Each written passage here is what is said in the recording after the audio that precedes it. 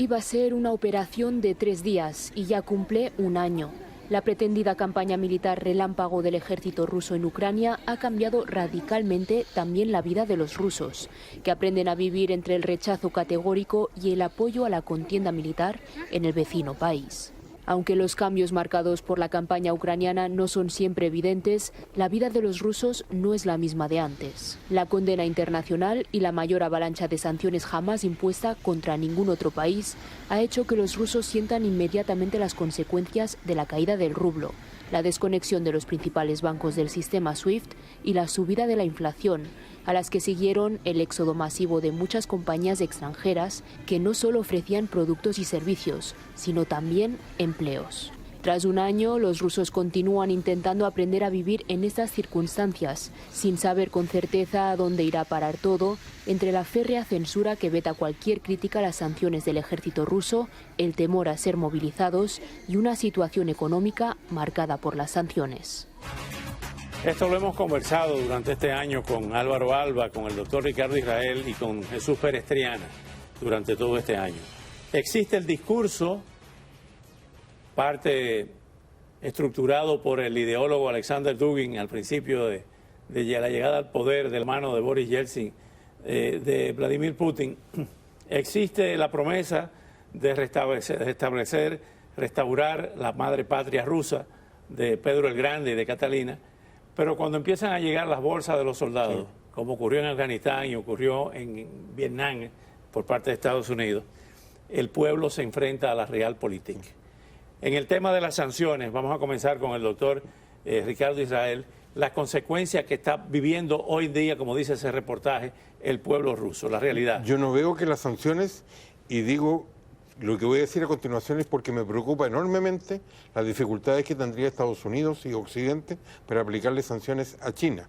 No veo que están... No, yo me refiero a Rusia. Sí, pero lo digo en ese sentido. Me preocupa porque fracasaron con Saddam, han fracasado con los ayatolas y están fracasando en el sentido de parar la maquinaria bélica rusa. No se ve que eso esté ocurriendo. En países que se mueven por la historia y la geopolítica, como ha reaparecido ahora en el conflicto de Ucrania, no veo que las sanciones económicas produzcan el mismo objetivo. Sin embargo, hoy se ha anunciado, Jesús Pérez Triana, que hay un aumento en los aranceles de un 35% de varios rubros. Entre ellos, en el caso de los metales, sector crucial para la economía rusa, subirán un 70%. Y a pesar de eso, la economía rusa, como dice el doctor Israel, se ha mantenido a flote. ¿Cuáles serían las consecuencias de estas sanciones? ¿Están teniendo efecto ya o pudieran tener a mediano o a corto plazo? Las sanciones han sido algo así como una bomba de relojería. Los efectos no han sido inmediatos. También es verdad que yo creo que cuando se plantearon se esperaban unos efectos más visibles.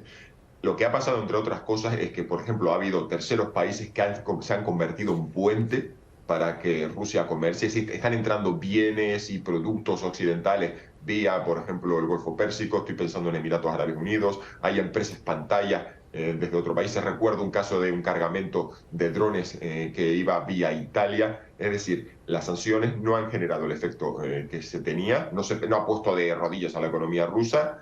Han tenido un efecto no tan tangible y tan visible en cuestiones como la industria de defensa, la modernización de los carros de combate rusos, que ahora pues, se ha hecho masivamente, viendo las enormes pérdidas en el campo de batalla, pues se han tenido que hacer con sistemas y equipos de peor calidad, porque en el fondo la maquinaria bélica rusa depende mucho de componentes y de piezas occidentales, y en cualquier caso...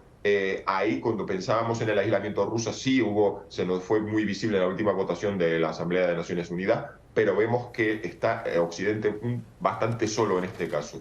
Vemos a Latinoamérica, África, Oriente Medio y el lejano Oriente, hay muchísimos países que no participan en ese régimen de sanciones y no ha sido el instrumento que nosotros pensábamos aquí en Europa que no ha dado el resultado que esperábamos. Álvaro, tu opinión sobre esto y sobre las consecuencias de la guerra en las repúblicas de la ex Unión Soviética hacia el Asia, o sea, hacia el Asia Central, el caso de Kazajistán, el caso de Uzbekistán, el caso de todos los TAN que están en esa zona. Bueno, primero yo creo que coincido con los dos panelistas. Desde el 2014 se están sancionando empresas rusas, empresarios rusos, miembros de funcionarios, y sigue. La economía se mantiene a flote. Rusia ha buscado la manera de engañar todos estos mecanismos de control y lo sigue haciendo. Los países que se han beneficiado de todo esto, de este conflicto, son todos esos que componían una vez la Unión Soviética. Habíamos visto la avalancha de refugiados con talento, jóvenes programadores que han ido a Armenia, a Georgia, que han ido a Uzbekistán, a Mongolia, a Kazajstán.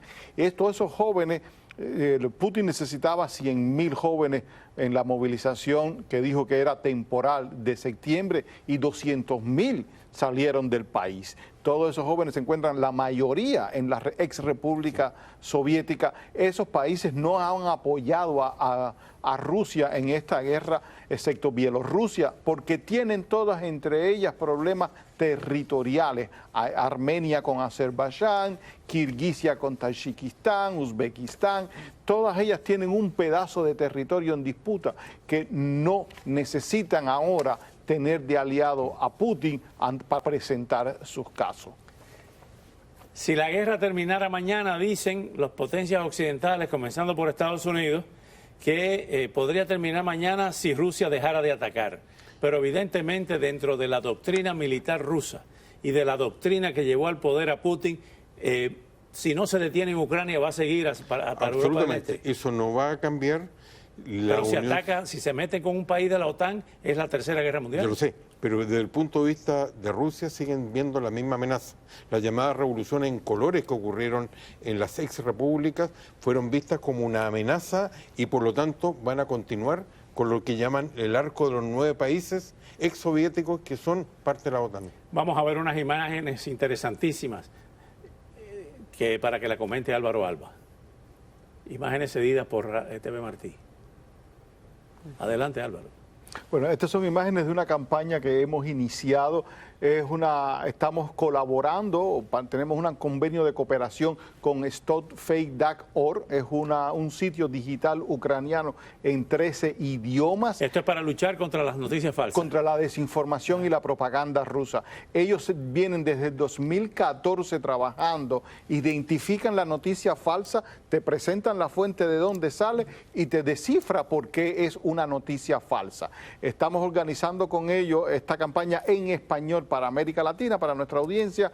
Hay un sitio digital que es el que se está mostrando en la pantalla, donde expone todo, y un email, un correo electrónico, donde si usted cree que está viendo una noticia falsa sobre la invasión rusa, se puede comunicar y nosotros entonces los vamos a presentar a esta organización, que es una de las 13 organizaciones que sirven de parámetro por Facebook para detectar la información falsa. Ya era hora, ¿no? Ya era hora de acabar con la fake news.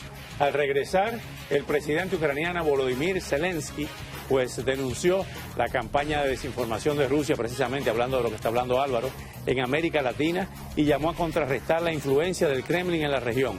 Ahora dedicamos unos minutos a recordar otro de los crímenes de la dictadura castrista que permanece impune. Se cumplen 27 años del derribo en aguas internacionales del estrecho de